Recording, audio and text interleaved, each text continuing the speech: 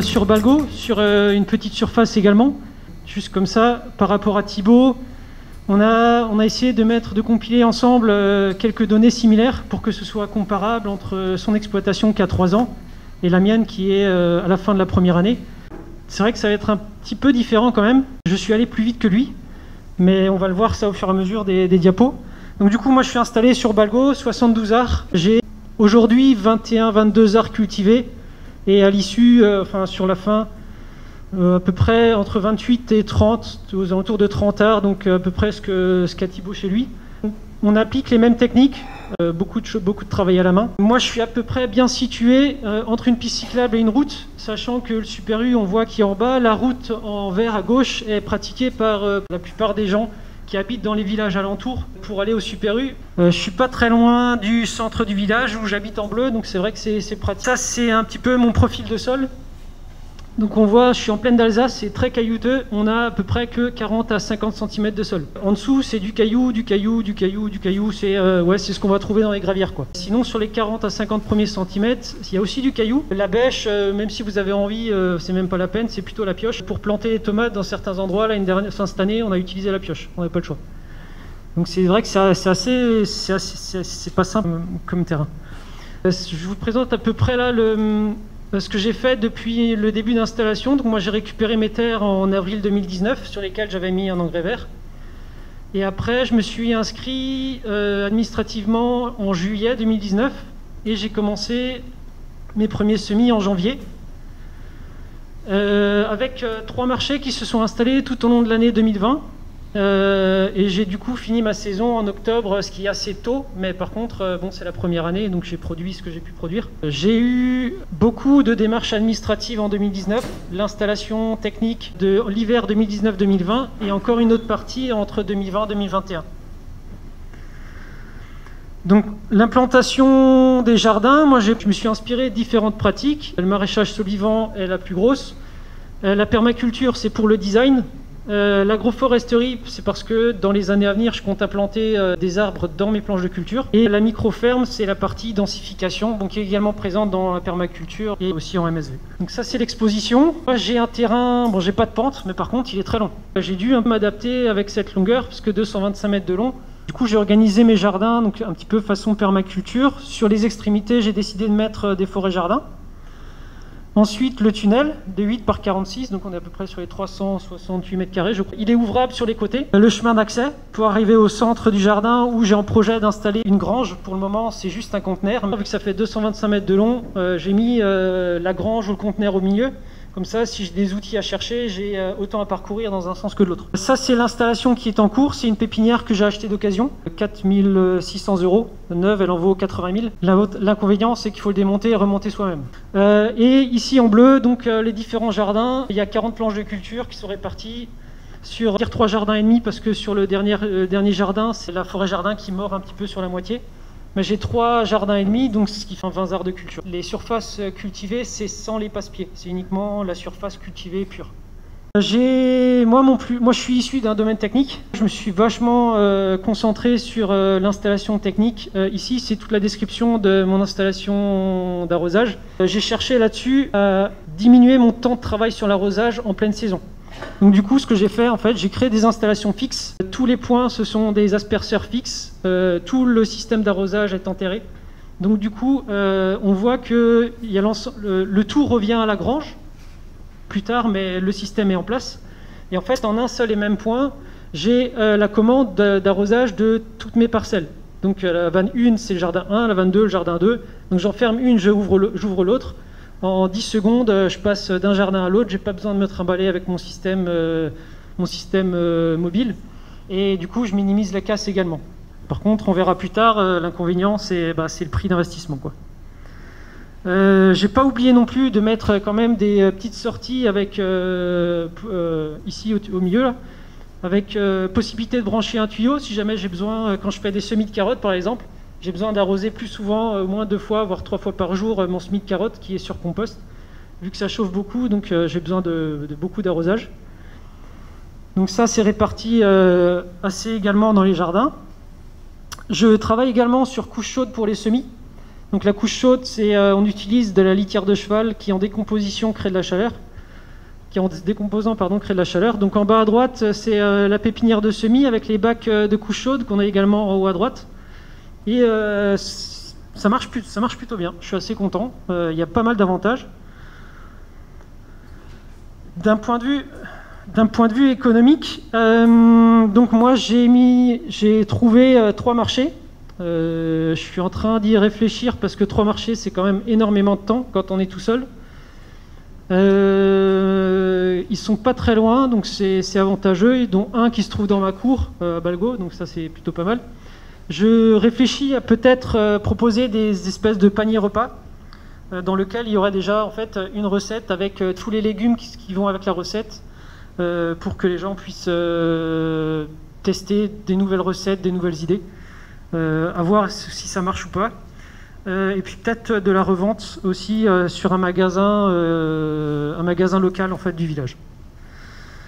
Donc là on arrive dans la partie économique pure. Ça c'est tous les apports. Donc j'ai moi-même personnellement rapporté 30 000 €.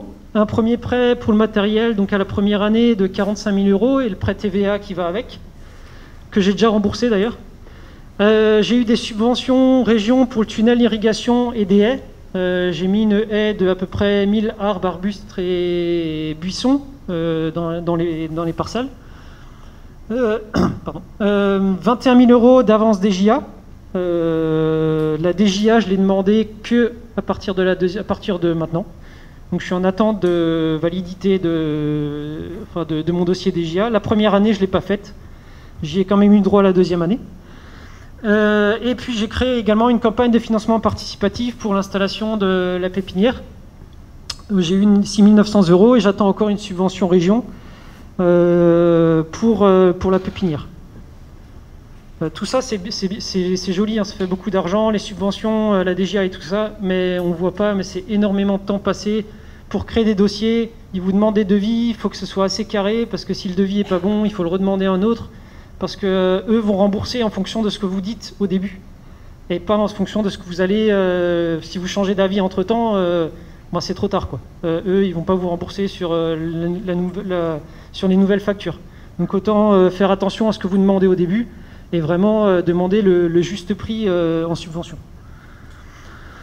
Pour les dépenses d'installation, donc le tunnel, donc là on est en hors taxe, hein, 8 500 €, le tunnel est neuf, l'irrigation est complètement neuf, et là on voit par rapport à ce que j'ai dit tout à l'heure, autant ça me fait gagner du temps en pleine saison, autant l'investissement est quand même pas loin de 20 000 €. Je pense que si on faisait juste une pompe, un tuyau dans tous les jardins avec quelques sorties et du mobile, je connais pas les prix, mais peut-être qu'on pourrait me confirmer, mais je pense qu'on est pratiquement plus de moitié moins. La grange, j'ai dû faire des fondations en avance parce que pour des raisons pratiques, aujourd'hui un camion ne pourrait plus accéder pour me mettre une fondation béton. La connexion réseau électrique, 4 400 €. J'ai la chance que le tableau électrique le plus proche se trouvait à, je sais pas, c'était un peu moins de 100 mètres, je crois. Donc du coup, ça m'a coûté 4 400 € de me connecter. Plus c'est loin, plus c'est cher. On a un collègue, il est à 5 km du village, on lui demande pratiquement 100 000 €. Donc du coup, voilà.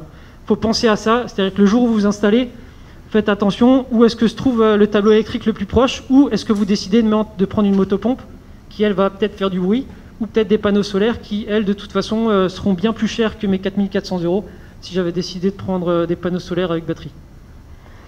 Le matériel de marché aussi, 3 700 €.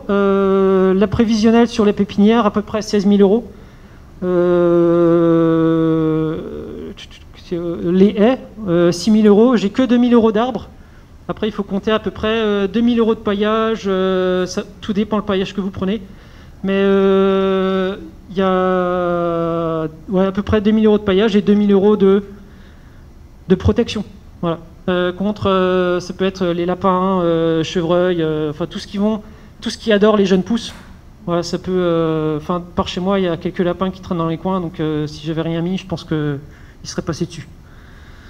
Voilà, donc on voit bien que rien que tout ça, on est presque à 75 000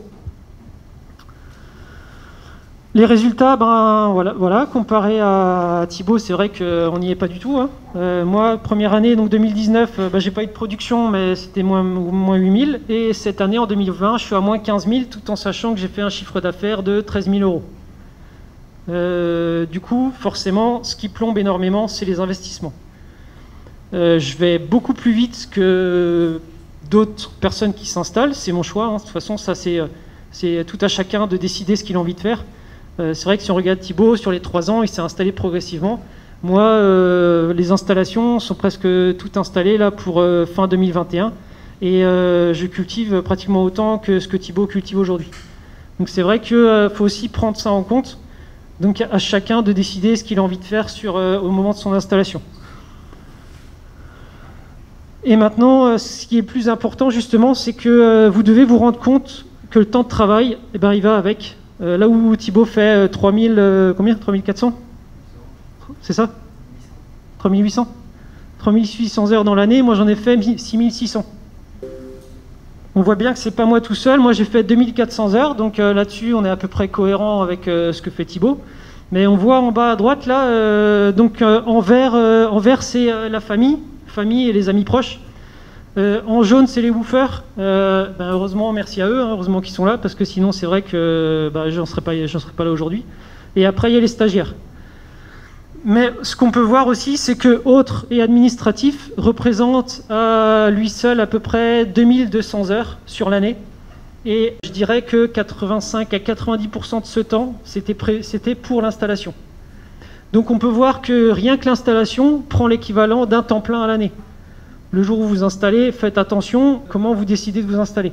C'est pour ça que je me tape aussi à 6500 heures. J'espère que dans 2-3 ans, je ne serai pas loin de ce que fait Thibaut pour que ça reste cohérent. Sinon, il y a un moment, c'est vrai que c'est pas viable, quoi. Désherbage, j'en ai un peu plus que lui aussi. Je crois, si je me souviens bien, il a une centaine d'heures. Bon, on dira merci au chien dent. Voilà, on s'en débarrasse pas comme ça. Ici, vite fait, c'est le temps de travail donc des exploitants comparé à tous ceux qui m'aident. Donc on voit bien que moi, j'ai vraiment passé du temps sur l'installation et sur l'administratif. C'est plus de 50% de mon temps. Et grâce aux aidants, j'ai réussi à faire semi-plantation, désherbage. Et les récoltes, ils m'aidaient aussi. Ça, c'est réparti sur l'année. J'ai pas la semaine, moi, c'est que au mois. Mais on voit également que la période la plus intense, quand même, entre avril et septembre. Et du coup, les retours d'expérience, comme je vous ai dit tout à l'heure, temps de préparation administrative. C'est vrai qu'en 2019, j'ai estimé à peu près 2 mois à temps plein, plus le tunnel où j'avais sous-estimé le temps de pause. Sur les 2019, voilà, j'estime à 765 heures de travail, donc sur 4 mois. Donc on extrapole, hein, on a fait aussi à peu près, ça fait l'équivalent d'un 2400 heures à l'année. Le branchement réseau, si vous le faites faire, faites attention. Normalement, c'est une entreprise qui passe. Après, il y a demande de passage d'un consuel. Moi, j'ai été court avec ça. C'est que je m'étais pris un petit peu en retard. Au moment où je devais commencer mon irrigation, je me suis rendu compte qu'il y avait encore une étape administrative à faire. Et là, en fait, c'est des contrôleurs qui sont assermentés par l'État pour dire « Ok, votre tableau est bien aux normes. EDF peut mettre, ou Vialis, hein, peut mettre sous tension. » Et donc, du coup, il y a un délai d'attente jusqu'à ce qu'ils viennent et puis il y a un délai de traitement du dossier. Donc ça, c'est vrai qu'il faut faire attention.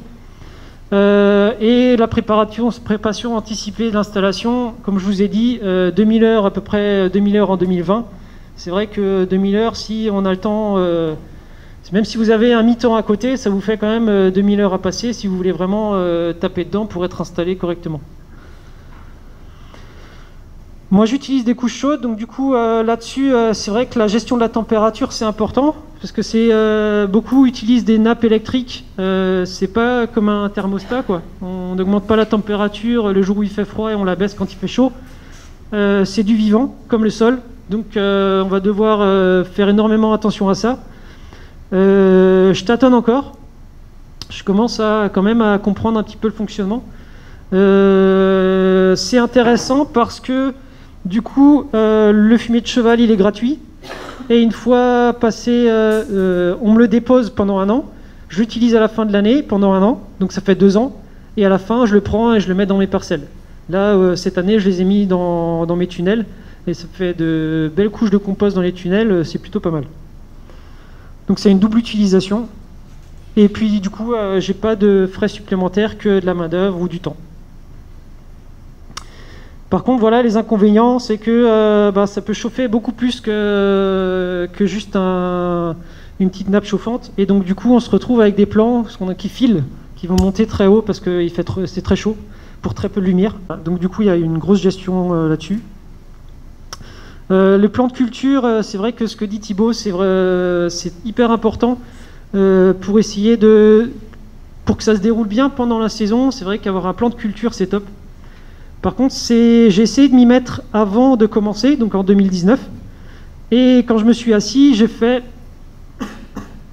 Là, il y a environ 200 heures de travail. Et en 200 heures de travail, j'avais fait que 2 mois de plan de culture dans l'année.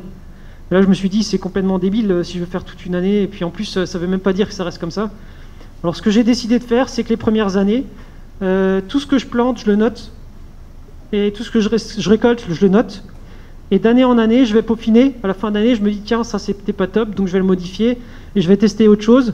Et en fur et à mesure, en fait, sur 2-3 ans, je pense que je vais réussir à me tirer avec un plan de culture.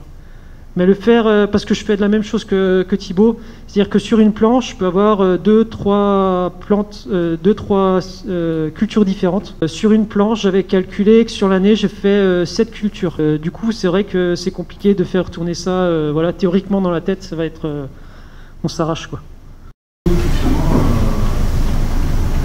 phénomène de filage, ça a posé des soucis, du coup, ça a des comment tu gères? Ouais, ça avait vraiment foiré. J'ai pas la photo là, mais en fait, certains semis, si on en voit un petit peu ici, là, en fait, ça les affaiblit énormément. Et ils crèvent avant même de les mettre en terre, ils meurent. Ils vont trop vite, en fait, ils prennent toute l'énergie pour aller chercher du soleil parce qu'il fait trop chaud, en fait. Et la plante, elle pense qu'elle est déjà trop tard dans l'année, tellement il fait chaud. Et elle pense qu'elle est aussi un petit peu occultée par une autre plante. Donc du coup, ce qu'elle va faire, elle va monter le plus haut possible pour chercher de la lumière. Mais ça l'affaiblit énormément. Donc les plantes qui ne meurent pas, quand tu les mets en terre après, ben, ça donne ou des petits légumes ou ça donne rien, quoi. Donc du coup, c'est vrai que c'est hyper... c'est vraiment, faut vraiment faire attention à ça. Le pourquoi j'en suis arrivé là la première année, c'est qu'il faut prendre en compte que la couche chaude est là, ce qu'on a un pic, ouais.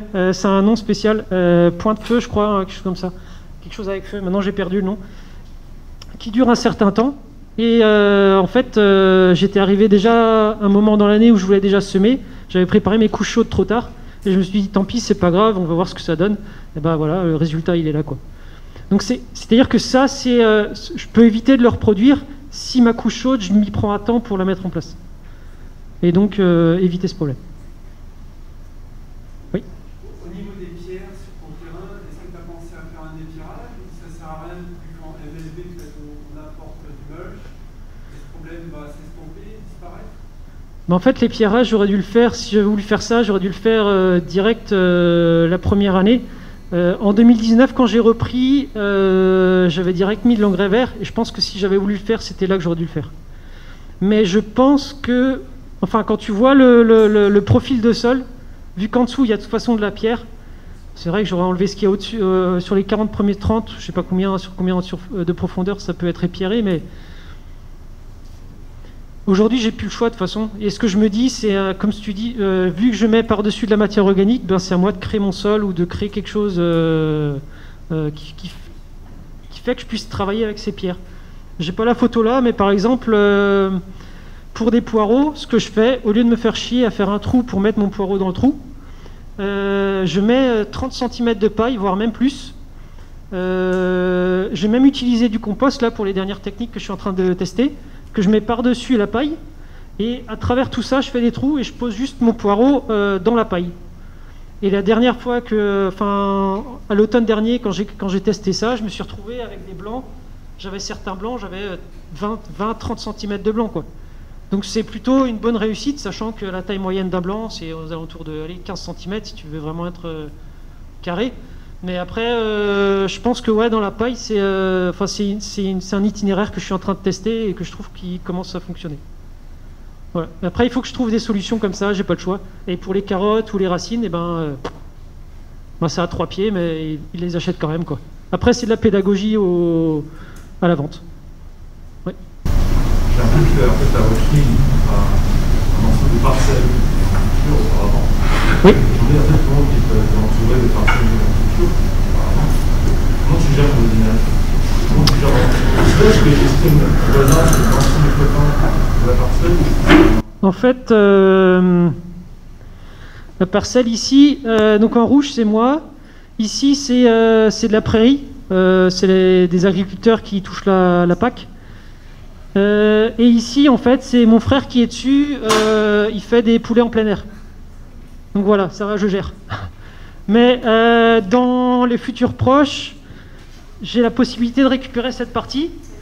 Et ici, en fait, c'est un gentil monsieur du village qui est légumier en production intensive avec tous les traitements que tu peux. Voilà, donc il faut que je gère avec ça. Là, pour le moment, la solution que j'ai trouvée, c'est d'y mettre une haie. De toute façon, c'était prévu parce qu'en fait, venant du sud-ouest, j'ai les vents les plus forts. Donc l'idée, c'était de mettre une haie et après, on verra bien comment ça marche, quoi. Mais le voisin, enfin, il s'en fout, hein. Il a déjà passé les traitements alors qu'il y avait du vent bien plus fort que la normale. Et j'étais dans les jardins et tout. Moi, quand je le vois arriver, je prends ma voiture, je pars, hein. Ça pue, hein. Tu t'en prends plein le nez, quoi. Non, chez nous, on est... Enfin, oui et non. On est, le niveau de nappe, il est à 9 mètres. Et moi, mon puits, je l'ai fait à 18 mètres. Et dans les 19 500 € d'irrigation sont inclus le prix du puits, qui lui m'a coûté à peu près 4 500 €. Voilà. Oui.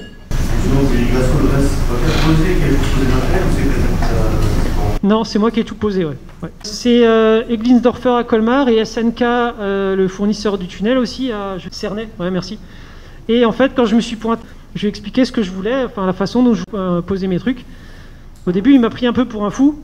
Et après, il a téléphoné à des collègues à lui qui ont des logiciels en fait pour calculer la surface d'humidification du sol en fonction des différents asperceurs.